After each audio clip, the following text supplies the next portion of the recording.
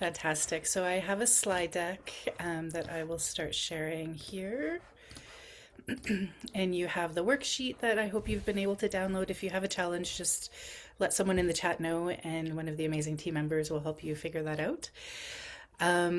So today we're going to be talking about a method that I really loved when I think about art and how we can bring art and creativity into evaluation, which some people, actually most people, don't really know that that's possible because we have a particular way of understanding what evaluation is.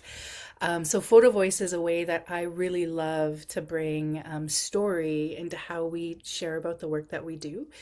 Um, and you'll be able to have this slide deck as well afterwards. So as we start our time together, I wanted to invite you to think about photography or photos in general and how those show up in your life, in your spaces. Often nowadays, folks have a smartphone that they're able to take photos on. And so photography, I find my smartphone just fills up with like thousands and thousands and thousands of photos because of that. So thinking about, your relationship with photos and photography, maybe taking a moment to pick up your phone if that's like a mechanism you use for photos and think about a photo. Stop on a photo that you've taken in the past year or even maybe in the past week because you have lots of options on your phone, in your community, at your school, within your family. So I'll give you a moment to just to find an image. Maybe you have one on your computer.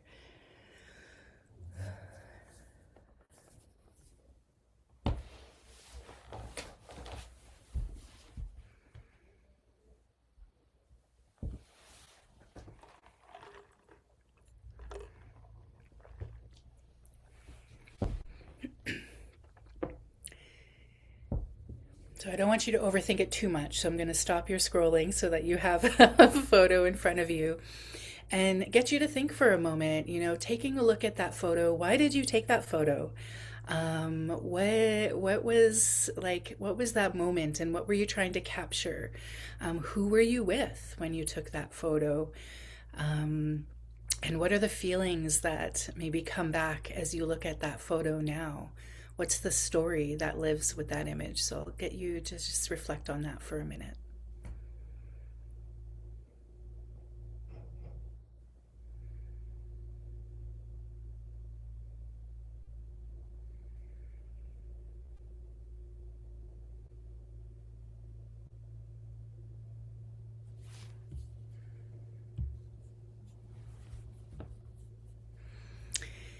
So I just want you to notice that photos often have the ability to bring back emotion, bring back a moment in time, bring back relationships, maybe bring back a story or an experience. And it holds, photos, we have digital access to them now, but even thinking about like photo albums and the memories and the stories that are held within each of those photos. I know for me, when I spent time at my grandparents' farm, that was the most favorite thing that I would do is pull a photo album off the shelf and like ask stories about people that I hadn't even met before, but that I know so much about their stories now, family members who are passed on, or like my parents or my grandparents were farmers, so like horses that I never even met, but there's photos of them that exist and stories that are in relationship to them. So thinking about, the possibility of what photos can hold for us, what can photos allow for us to do in evaluation spaces where, within Indigenous and decolonial evaluations, story can be such a central and powerful way to share experiences with communities, with programs, with leadership, with funders. So that's what we're going to talk about today, and hopefully create an experience or help you to create an experience within your own programs and projects that can allow for photos to be brought in to help share stories that are really meaningful.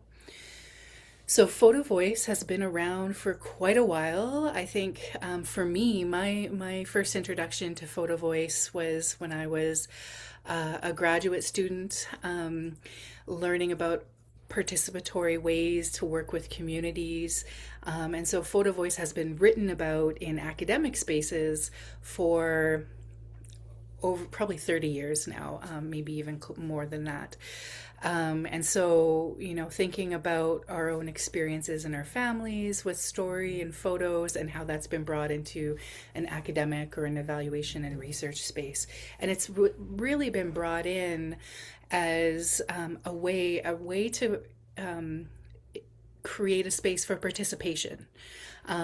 Participation is important because when we think about research and evaluation, sometimes voices haven't had a space to be heard in those projects, and so participation in evaluation is a really important concept. So photo voice is participatory in that we often ask people to help us think about the questions, to tell their stories, and to really frame what's important for them. It's an arts-based approach that invites people to use photographs and storytelling to share their lived experience. So similar to the exercise we just did, like, what's important to us in that photograph? Tell me a story about that time and what it meant to you. I use photos in lots of different ways, and so photo voice is only one way that photos can be brought into a project.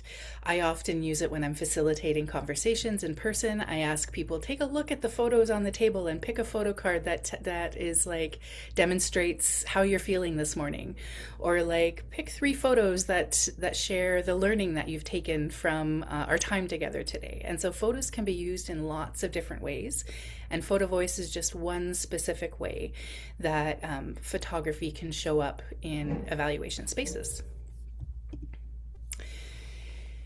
When I think about, art and evaluation, there's some really important kind of cautions as we move into learning about photo voice together, and then helping you to design and test out a small photo voice project in your own work.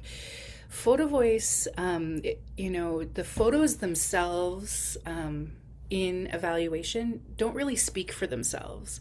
They're not like, give me your 5 photos and that's the proof that this program worked. That's the photos are an entry point into learning more and going deeper into storytelling. And so, there's some cautions. People can think like, oh, I'm going to collect 15 photographs from community members and that's going to be the story of our work together. They don't really stand alone in that way in evaluation. They definitely do as an art form, like photography as an art form does stand alone. But in evaluation, we really want to create a whole space around those photographs. I really caution against, like, similarly, let's gather 15 photos and that's our marketing material and that's what we're going to use to like promote the program. That's really not what photo voice is about. And photo voice isn't a replacement for things like relationship building and trust building. And you often have to do that pre-work of relationship building and trust building in order to create the container for photo voice to happen, so that you can get into those important conversations and storytelling spaces. And definitely, similar to the first 2 points, it's not something that we can like ask of individuals and then take those photos and really have that extractive relationship. It's really an ongoing relationship and a process of consent and ongoing consent. And so we'll talk about that today. I like to start with an example of the very first time that I got to use photo voice in a large-scale community project. And so this was with my time with the Winnipeg Boldness Project. It's a community-driven early childhood innovation space that still exists today. We launched that work in 2014. And to get to know the priorities of the community, one of the tools that we used was a photo voice project. And we invited community members to come in and to share what was important for them in supporting their families, to be to thrive in relation to where they live, which is the north end of Winnipeg. So, in that project, we titled it, and this was a co created title by the time we got to the end of our work, called Through My Own Eyes, a visual narrative of life in the North End. I've also included a link to to an article that you can access as well that shares the story from those community members. So 12 community members, we invited them into a space and asked them, would you like to become a part of this project, to let us know what your priorities are as families in this community.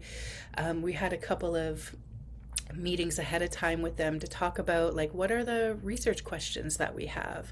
What is this process of photo voice? Let's learn how to use this camera together, because at this time we sent people out with the little digital cameras that you have. Smartphones weren't as easily accessible in that year.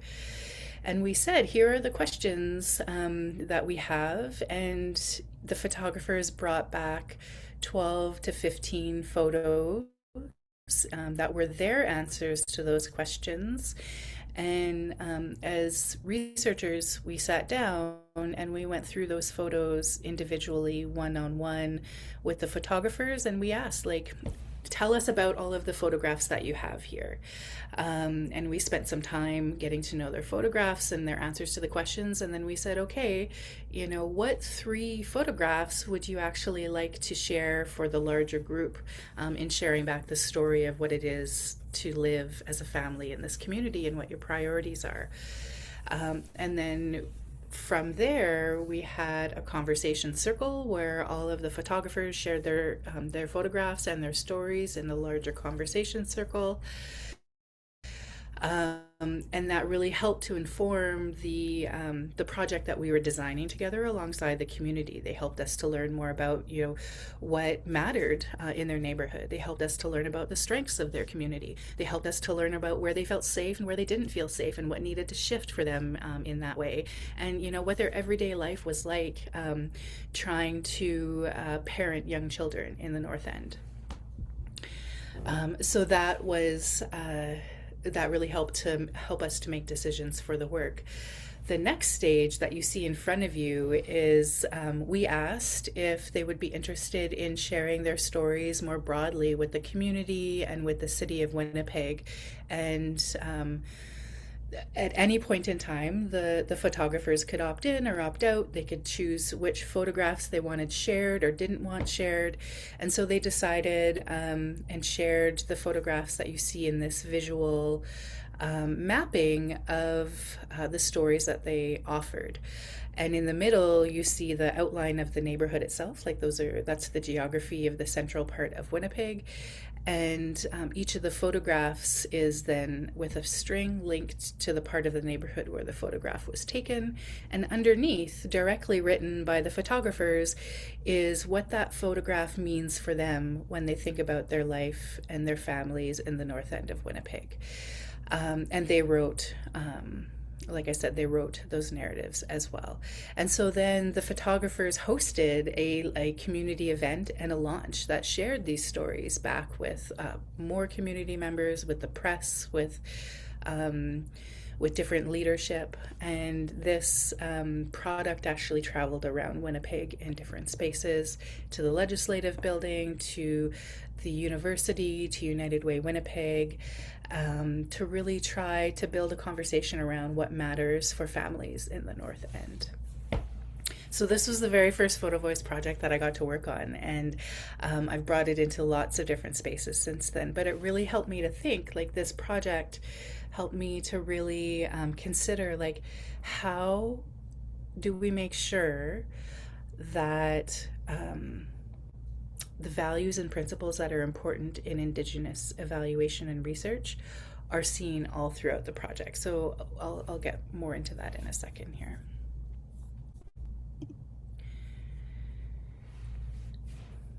So in talking about Indigenous and decolonial evaluation, there's lots of different values and guiding principles, and depending on where you're working and what community you're working with, some might be more prioritized or less prioritized. And so I really want to stress that, in working in from this foundation of Indigenous and decolonial evaluation, community context, community voice is always the starting point, and that matters.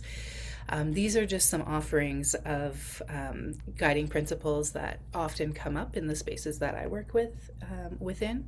And so paying attention to relationality, knowing that learning happens in relationship. And so how do we, in evaluation, make the space for that relationship to be nurtured, not to just be a helicopter in and take what we need and then leave, but how is relationship honored and valued in an ongoing way? And in the Photo Voice project that I shared, it looked like really listening to the direction of the photographers about the priorities that they were sharing, and also asking them, like, what do you hope happens with this project that we're creating together? Where do you want to see this going? Who needs to see this project? Who needs to be involved in learning about this community? And so really that relational ongoing care, which leads to respect and how we respect the stories that are offered in the spaces. Some of the stories that were shared in the conversation circle didn't make it into the actual exhibit because they weren't really intended for public consumption. They were intended for just helping us prioritize and make decisions for the project itself. And so respecting that stories are gifts that can be used in different ways in different places, and sometimes they're stories that don't need to be more public, that they have specific intentions.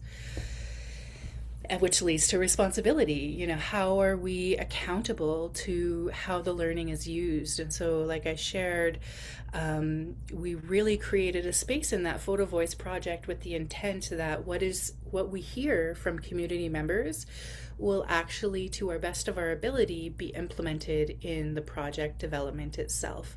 And so how are we accountable to what we're hearing and the decisions that are made afterwards? Reciprocity, and that links back to the relationality. So how might benefit flow back to the photographers, to the participants, to the community? How might changes that we're advocating for, because we hear what's being offered in the stories in Photo Voice, happen? And what is our responsibility to give back? And I often talk about like leaving behind more than I've taken from my time with community. Self-determination. So really this is about voice. And at the beginning, when I introduced Photo Voice, sharing that, this is a space for lived experience to really be central. And self-determination shows up in that way when we can invite community to shape the kinds of questions that we're asking. What are the important questions that we need to ask about this project that we're working on? And how do we make sense? How do we interpret? How do we understand what it is that we're hearing? And then how do we take action? And really creating space for folks who are involved to help determine that. And so that's the participatory aspect of Photo Voice as a method.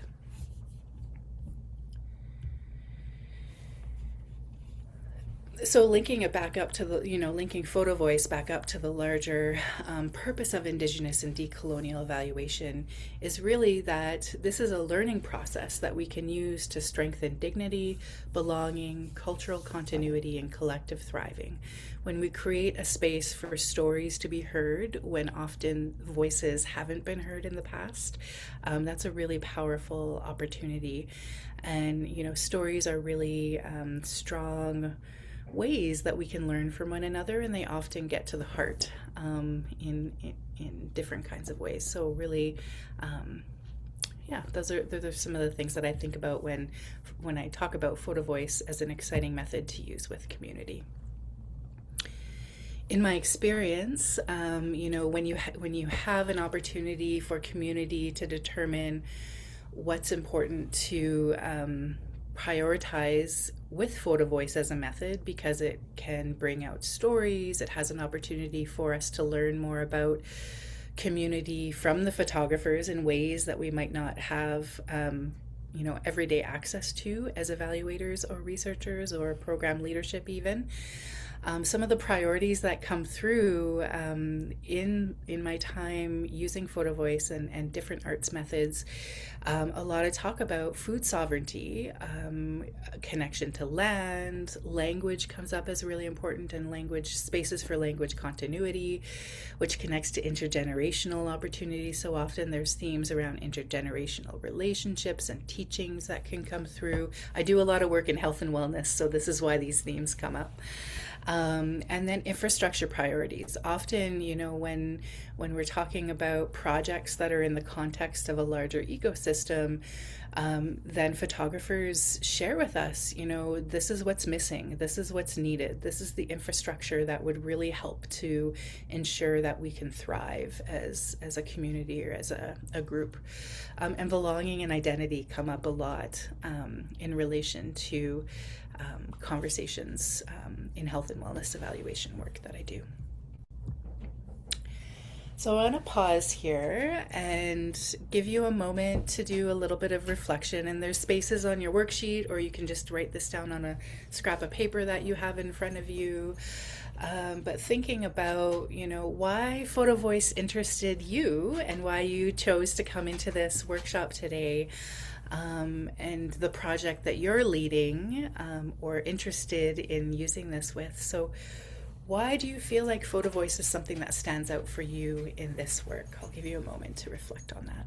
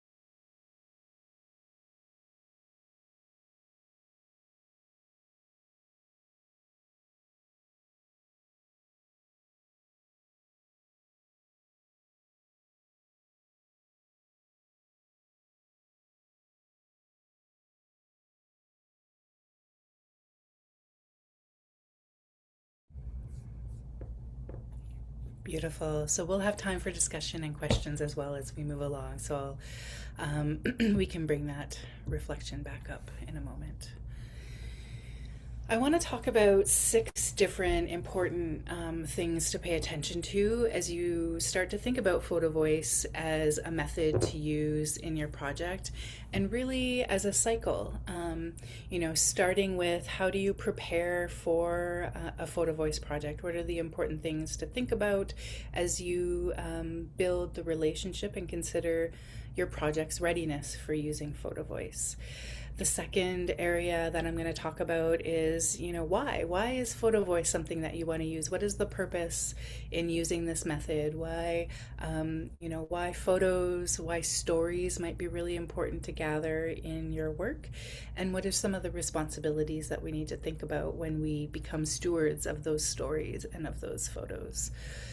Then I'll talk about how you start to design or draft prompts as you start to plan out your photo voice project. What kinds of questions you might be interested in asking, and we'll work our way through that.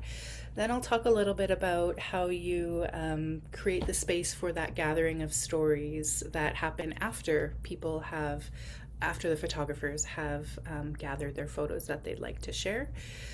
The 5th area, as we make our way around the cycle, is then, what do you do after the photos have come in, the photographers have shared their stories? What are the ways that you might make collective meaning from what you've heard in that space of story sharing? And then finally, what does it mean to care for those stories? Maybe there's a report that's going to get written, maybe there's an art installation that's going to happen, but how might those stories be stewarded to make an impact on the work that you're leading? And then how might that relationship and those stories be returned in a good way. So I'll offer some considerations for you to think about, and these are, of course, just starting points. And I actually have a lot of questions for you to think about in relation to this. So the first step in this cycle and thinking about, how do you begin? What are some of the first things to think about as you're assessing your project's readiness for using photo voice in this work? And so thinking about, whose stories are really important to hear when you're learning about the impact or people's experiences in your project or your program, whose stories might be centered. Often we think about those who are directly impacted, those who we've invited into the spaces, and also thinking about staff, thinking about leadership, thinking about maybe who else might be able to tell a complete picture of the work together. Who would share photos? So who are the actual photographers who you're inviting into this space? What is the particular group who you'd like to focus on? And as you think about that group, are there relationships that already exist in that space that might help create a safe opportunity for sharing the impact of that program? So it could be that there's great relationship between program participants or the photographers and program staff or leadership in some way, and that could be something that's really built upon to co-create this method of photo voice. And so thinking about, where is trust and where are relationships at, and how this process can be built upon in the work that you're doing. When you think about relationship and readiness, also important to think about, how might the photographers or the participants or the storytellers benefit as well from this work? So not that they're simply giving, but that they might also receive something in return. So one of the simple ways that we thought about this for the Winnipeg Boldness Project, but photographs, like maybe one or two or something of the photographs that they are really proud of, that they really love, can then be professionally printed off and framed, and that's like a gift that they have back in addition to their digital prints that they've gathered and shared. So what is the way that so that's a really like a simple give back.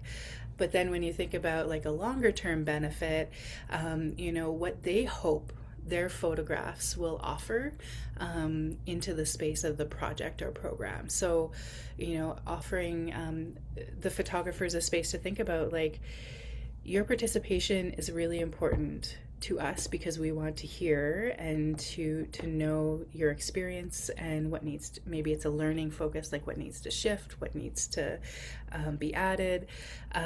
What do you hope that we take away from your offering in this space, and having a conversation around that benefit. And so really attending to preparing to do the Photo Voice project in a good way, which already might be in alignment with how you're working on your project in community. And so thinking about how you've worked in community on your project and those principles and how they might show up in Photo Voice.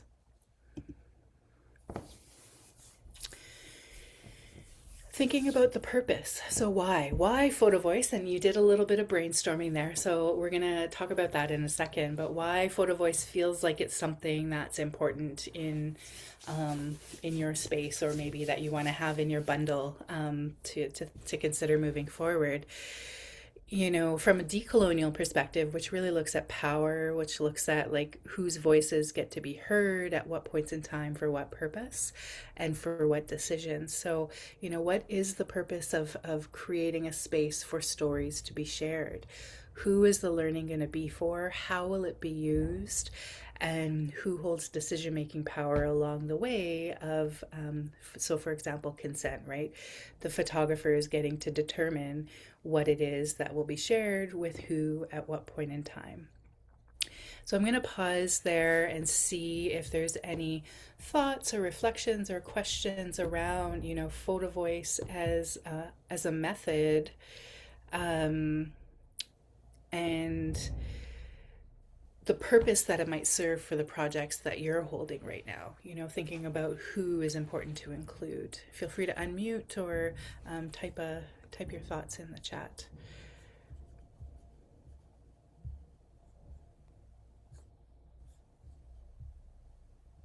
I uh I think this is fantastic because I think about all the barriers that this can remove when you're doing something. So you have language barriers, you have personality, like they're shy or maybe they don't feel that their story is worthy to be told or shared. And so this is an easy way to capture all of that in a non-confrontational or not confrontational isn't the word, but a non-threatening manner to all of those that fit the various categories. And so, and then also the teachings and learnings can go to, well, basically anybody of all ages that also fit in the same categories.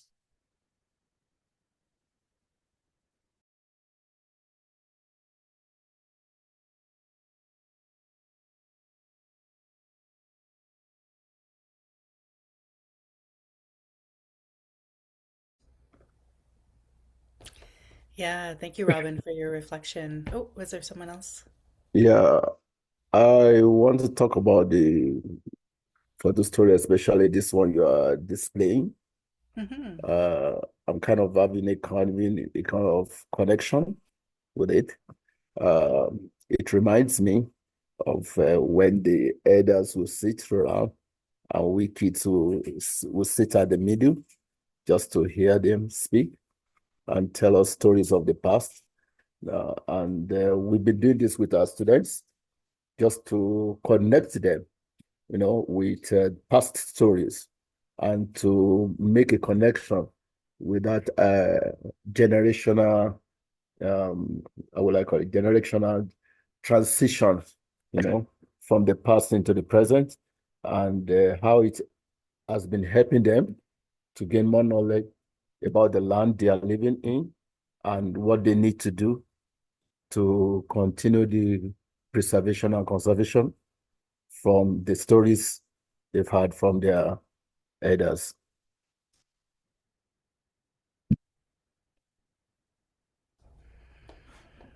Thank you for sharing. So this photograph was taken in New Jersey. I was on a leadership retreat, and I there was a fire pit there. We started our day in that space, and it's interesting to hear a different perspective on that photograph. And a photograph can hold different meanings for different people, and so really illustrating the opportunity that creating a space for listening to the photographer's story around what's important for them in that photograph, right? I could show this, well, to all of you, and you all might have a different connection, or it might bring something to mind that reminds you of something that's important to you. And so, photo voice ask people to go out and take photos of their own experiences. But like I said at the beginning, photographs can be used in lots of different ways in evaluation spaces. So thank you for sharing that story.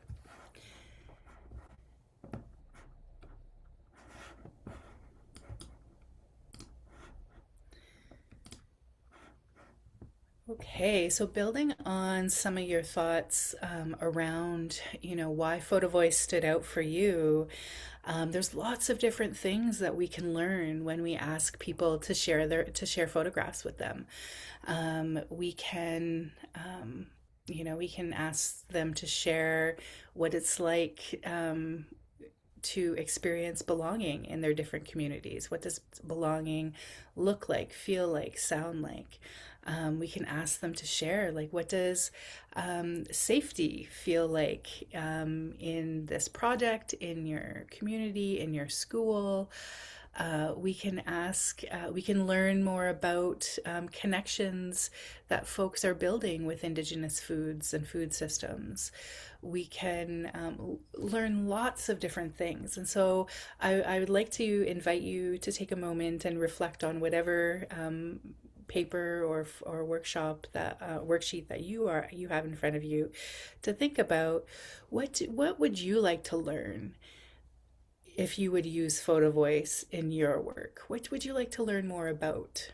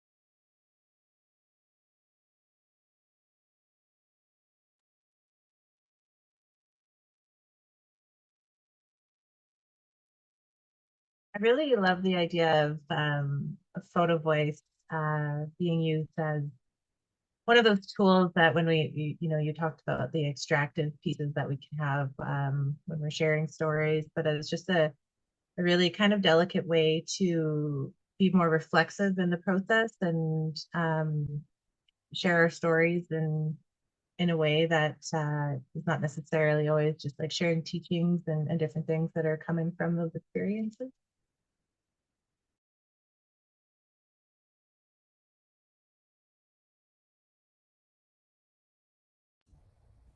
Thank you for that. And it makes me, just building on, the reciprocity and giving back, and the exercise I had you do at the beginning that looked at a photograph. It's also, it can be a reminder of an experience with a project or a program that can kind of resonate and remain with that person afterwards, that might be impactful as well.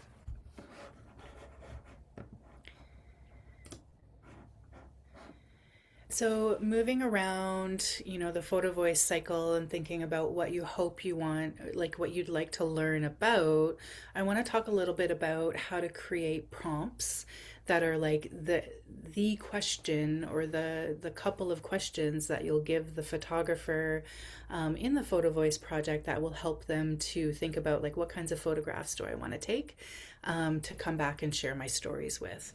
So a prompt is it's a instruction that invites. It's an open-ended. It's a little bit more like, it's a little bit expansive. It's not a yes or a no question, but it's something that can invite story. And often I try to frame prompts that really focus on strength, or focus on a strength based perspective. So, or I try to balance the prompts. So instead of asking, like, what were your challenges, what are the things that need to change in your community, and what was really hard for you, like, that feels like a really off balance kind of prompt if you're asking questions around a project. So I try to have some strength based prompts, or I try to have some balance in what it is that I'm asking, and have some really intentional thought around, like, what is it that I'm trying to know with this prompt? So, creating something that's open, that really allows for the photographers to share their meaning behind the photo. So here's some example prompts that can help you kind of build on your intention that you started to draft already. So, for example, a prompt could say, take photos that show how this program has supported you. or photograph moments that represent connection with Indigenous foods, or capture an image that speaks about belonging. Or you could take photos that share how the program made you feel, or show a skill that you're proud of learning. So all of these prompts have different intentions behind them that really connects to what is it that you'd like to learn from the photographers about their experience with the project.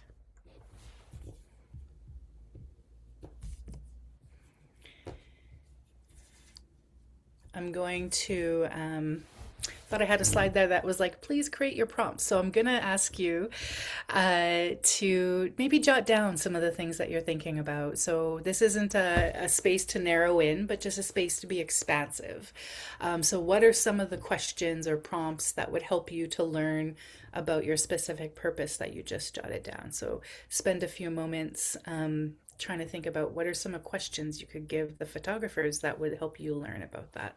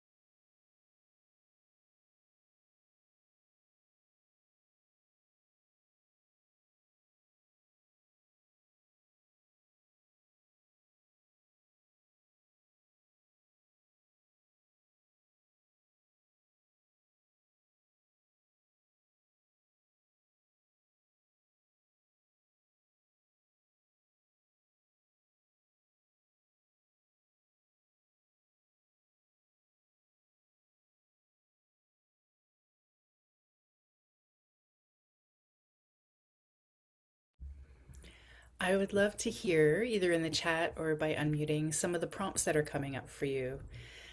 No pressure, anyway, as well.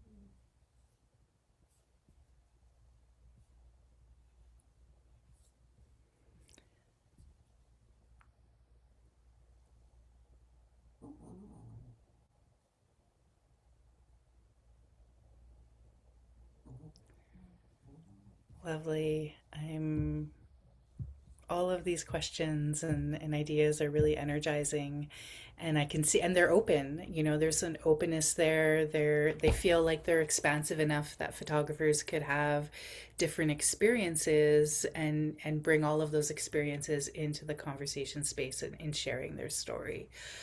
Often in my experience, depending on the scope of what you're trying to learn about and how many photographers you're inviting in the space, you might have one or two prompts or three prompts that folks are sent into the community to gather their photos around. Because in my experience, even if you try to say, here's three prompts, bring back three photos for each of those prompts, you probably will have like 20 photos for each of those prompts. I haven't really had an experience where folks have shown up with less than what we've expected. It's more often more. And so then it's a process of, okay, let's have a conversation around your whole picture, all of your photos, and let's focus it down so that when you're coming to the sharing circle about your photos, we're not there for 8 hours, which we can be. And also, how might we ask people to do their own initial sorting about like what is most important in these photographs in the story that I want to tell. And so it creates an expansiveness for them to think about their experience and all of the different things that are important, and then they can go through some initial sense making individually before they come into the space of the circle. So as we move our way around, you've thought about the purpose, you've thought about building relationships, you've thought about the purpose, you've thought about the prompts. So now let's think about, what are some of the logistical decisions that need to be considered in a photo voice project? In the example I talked about at the beginning, who sees what photos was something to be really intentional about. And so thinking about the purpose of your photo voice project, what you'd like to learn about, is this a photo voice project that is going to inform some particular decisions? Is it something that's going to stay internally? Is it something that's going to be shared maybe in a report with the funder?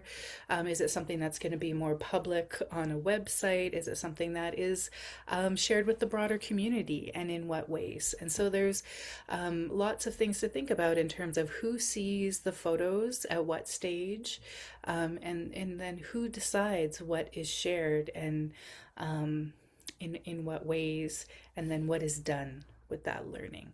And so thinking about these kinds of questions, I often try to have them at several points along the pathway with the photographers to make sure that a decision to say, yeah, my photographs can be included in an art exhibit if we, start a project, but then you go through and you're like, I'm not sure if I want these photos and these stories shared.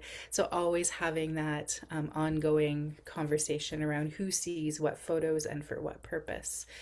To have, I have photo voice projects that have never seen a report or an exhibition or, a website, but it's really been an internal conversation that helps to make decisions. And that was the purpose, and that's how we used what was learned. It was an internal process. It wasn't it was an internal accountability. So there's no fixed outcome that needs to happen, but what I want to really assert here is that the importance is that it's an ongoing and intentional conversation along the way. So I'll just share a mini story here as another example of the use of photo voice. And so in this mini story, the photographers are youth in a community, in a northern community, and the youth are asked to share their experiences with a traditional harvesting program. And one of the youth brings to the circle a photograph that is a photograph of a community freezer in the community kitchen that is filled with traditional meats that are frozen and that have been harvested and shared with community. So this photograph is the photograph that they bring to the circle. And in the circle conversation, the facilitator asks the photographers to share, can you tell us about your photograph? Why was this photograph important for you to bring to the circle?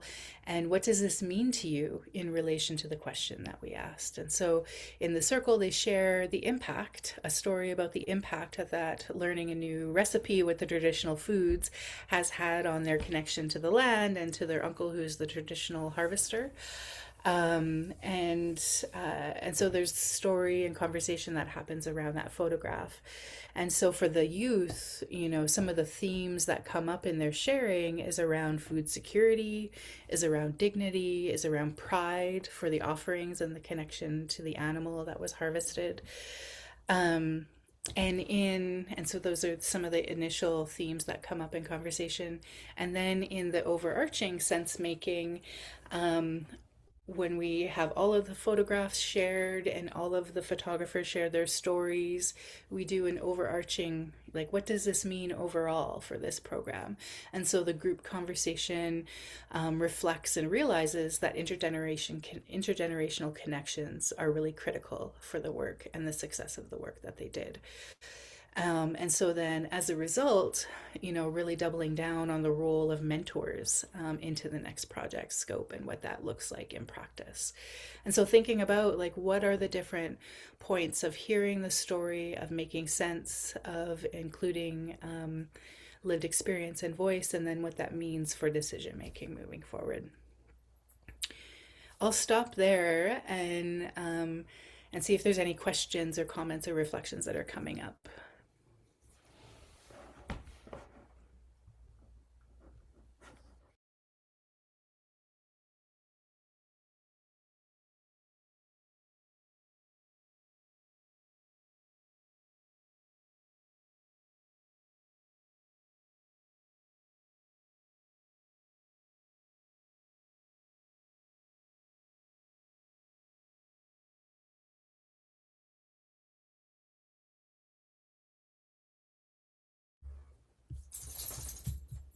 Okay.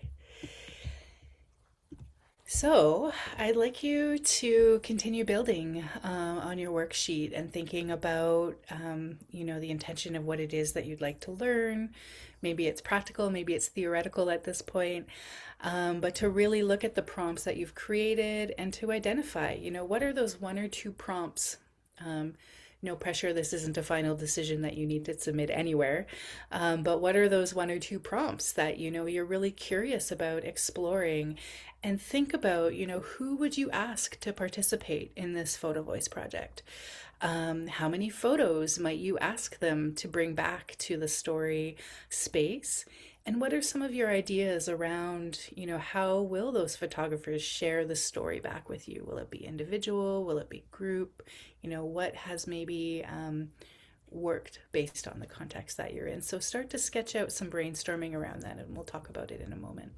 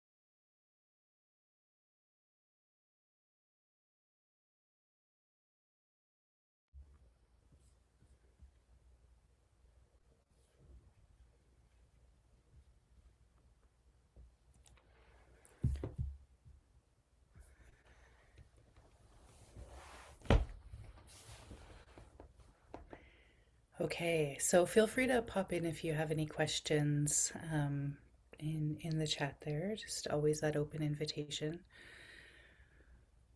As you think about what you have drafted in front of you, you know, a little bit of a skeleton or a structure of a photo voice project. You have some ideas around, you know, what's important to learn about, some prompts that you can carry forward, who you might be interested to invite as photographers into this space. You've done a bit of brainstorming around, you know, how you might bring them back to share story. And like I said, I've done it in different ways. You know, invited, had initial one-on-one conversations with each of the photographers to be able to create space for them to look at all of their photographs as a collective, and then to think about what it is that those photographers might want to bring into the circle. And so individual one-on-one check-ins and then a circle collective space. That's most often what I use in Photo Voice, but you could use a combination of one or the other. You can have individuals do that sorting out on their own, and then, you know, host a larger circle as the method for gathering stories. Um, as stories are gathered, what I'll often do is either have someone who takes notes or have a recording of those conversations, and then it's transcribed. And before anything is shared or considered final, I'll always do a check back in again. You know, here's the stories that you've shared. Here they are written up. You know, do you want to make any edits or changes to the stories about your photographs? And so really inviting people to make sure that the way the story is being presented is how they want it presented. And so there'll be that check back in with the story and with the photograph. And then there'll be a space for larger sense making. And I usually host, if we have that collective sense making, host another session where the photographers and myself look at all the stories that were shared that are typed up with the photographs and say, like, what patterns are we noticing in the photographs and the stories that people shared? You know, looking at everything overall, what feels powerful for us to focus on? You know, what's maybe missing in this overall story of the project that we need to pay attention to? What responsibilities are we hearing as a project because this whole picture is created? Maybe there's what shifts are needed. Maybe there's resources or things that need to be prioritized based on what we're seeing overall. And I'll often invite the photographers into that shared meaning making space with a series of prompts to help them or to help us make sense of what they're sharing with us. And so that'll be kind of a third touch point in that sitting with the stories that have been shared from the photographers. Oops. And then as we think about the cycle that I introduced at the beginning, the last one that I noted that we'll talk about today is thinking about story stewardship. So I've talked about ongoing consent throughout the process. So what are the different ways that I'll continue to check in with photographers to make sure that how they're being represented, what stories are being shared for what audiences, and how their words are also represented, right? So ongoing consent is really important in story stewardship. Also, at the outset of the work, thinking about like what kinds of images should we stay away from in photo voice projects, particularly if they're going to be shared publicly. You know, identifiable faces of people um, who haven't agreed to have their faces photographed for the project. And so I'll often provide a consent form. So if people are included in photographs, that there's a consent that happens for that. But most often I ask people to just maybe avoid the use of identifying images of individuals. We'll also have, a consent process at the beginning of the project, and talk about, what does it mean to participate in a photo voice project, and really have that outlined, and what will be shared when.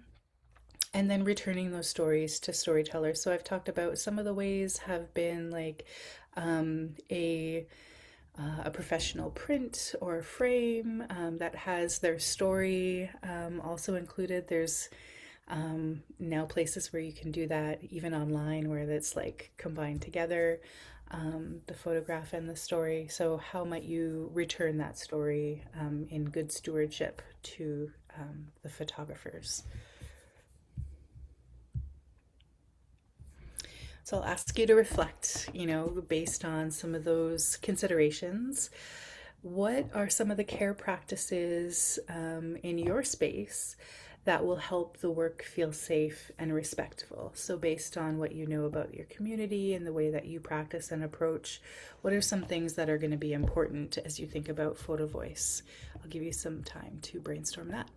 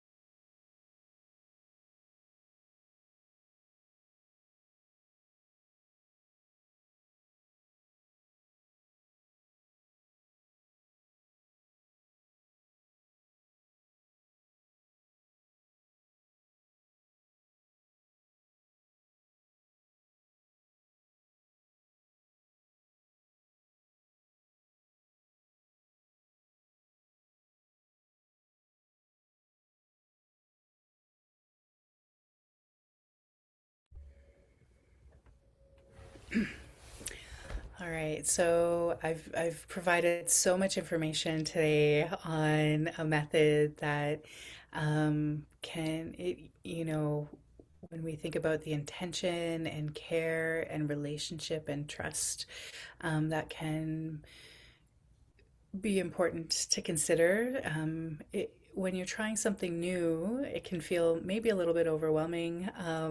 And so I want to just also remind and offer the invitation that starting small, trying something new in a small way, can feel more manageable as well. Thank you, everyone, for your comments in the chat. These are all really great considerations when you're planning an evaluation project and planning a project in general as well.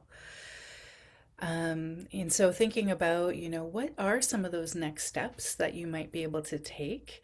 And this is part one of this photo voice workshop. So we will be having a part two, where I will invite you to bring back some photographs. And whether that is you testing out this method on your own by creating some prompts that you will just focus on over the next couple of months, or maybe there's a staff team, a small staff team that you want to work with to test out this method, and they're willing to work with you on testing out the method, that you could have, a handful of participants that are focusing on one question, and that you ask people to bring two photos back to help you really gain some experience with this method.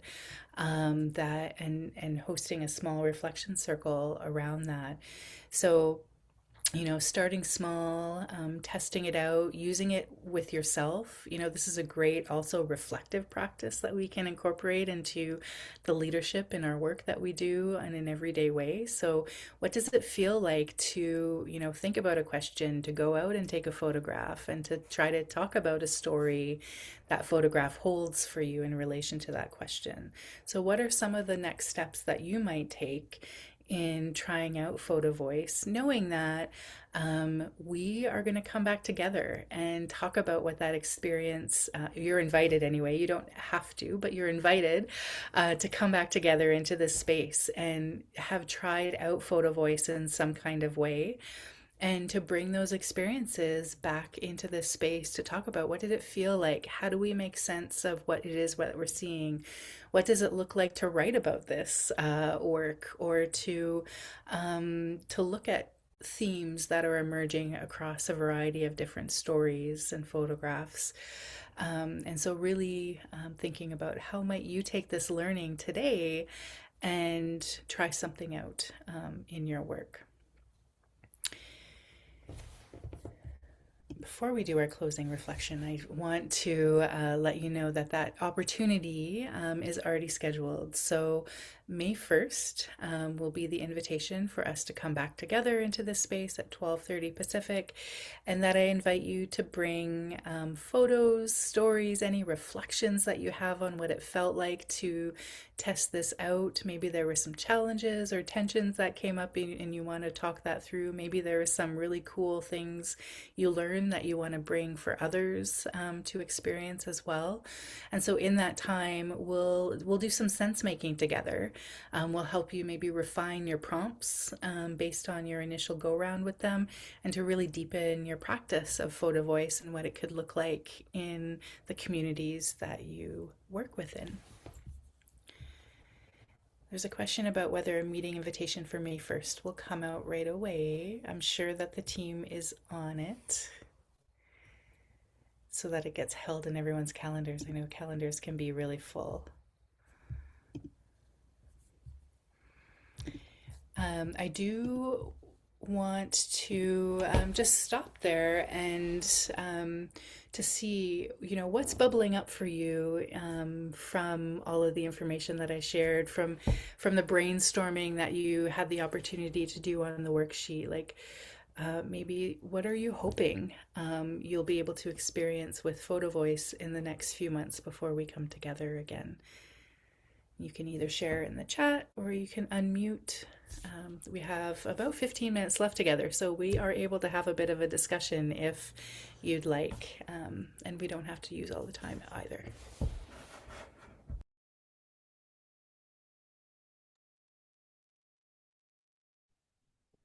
I'll speak.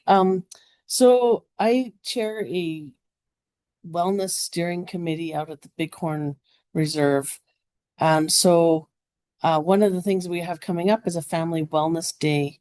We have over 37 vendors coming. We've got elders coming. We've got a drumming circle, pipe ceremony planned, the whole 9 yards. And so this would be something that's going to be later on in the spring here, but it would be fantastic if I could get the community members and the school children particularly involved in doing something like this, to have a display at the wellness fair so that all the community members and family can see the vision that their children and other community members see of themselves within the community. So that's just an idea that I'm going to bring to the meeting that we have for a steering committee meeting next week.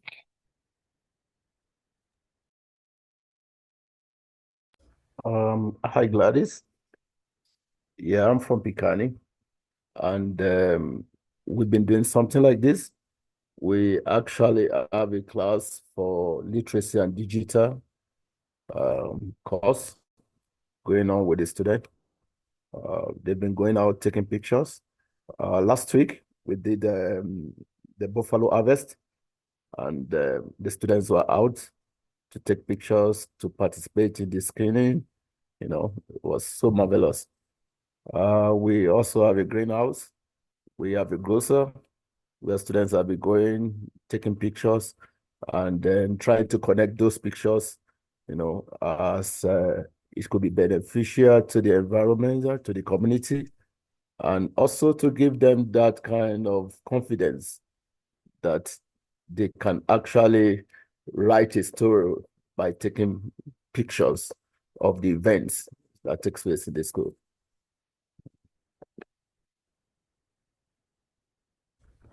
Beautiful. I'm loving both examples and opportunities and something that's already underway. One of the things that I didn't talk about, but it came up both times in what you just shared, is just like the confidence of sharing the story and that their story matters and that someone is listening to their story is a really important outcome as well when we think about arts-based methods in evaluation and lots of other evaluation practices. But the space for their stories to matter and to contribute to something that's greater than themselves is a really beautiful gift as well.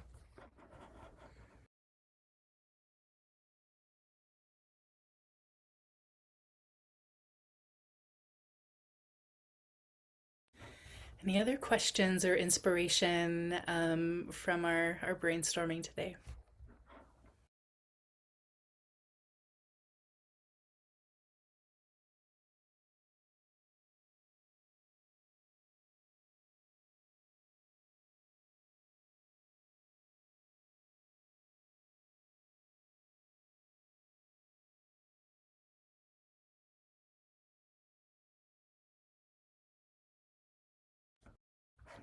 I'll share one more example of an internal way that I've used photos and photo voice in my work is in my team. So my team at Indigenous Insights Collective, we're a consulting firm. We hold seasonal reflection times. So spring, summer, fall, winter, where we have a team day and we get together and we pause and we rest and we reflect and we create. And we co-created an agenda together. And each of the seasons, we also focus on like a value in our work. And we use different creative methods to highlight like what have we learned, what's changed for us, what's important to focus on, how we're growing in our leadership or whatever goals we've set for ourselves.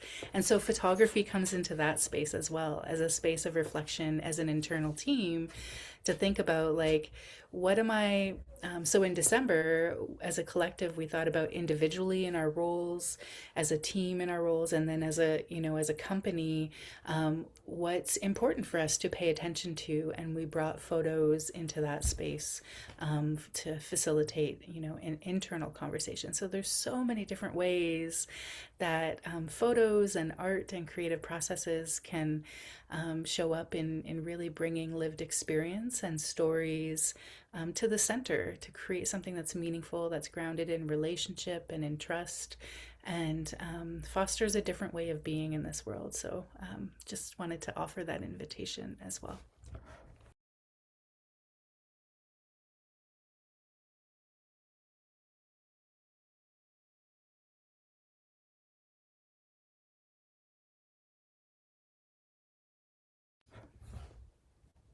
Okay, well, thank you everyone for spending time together today. We're going to follow up with an invite for May 1st. We'll follow up with the PDF of the worksheet and the slide deck, and I'll share some resources around Photo Voice as well, some additional resources for you to turn to if you'd like. And my email is open if anything comes up in between our time now and our time in May. And I really look forward to coming back together to hear about where you're at in your photo voice journeys and testing out this new method or a method you've been using for a little bit now.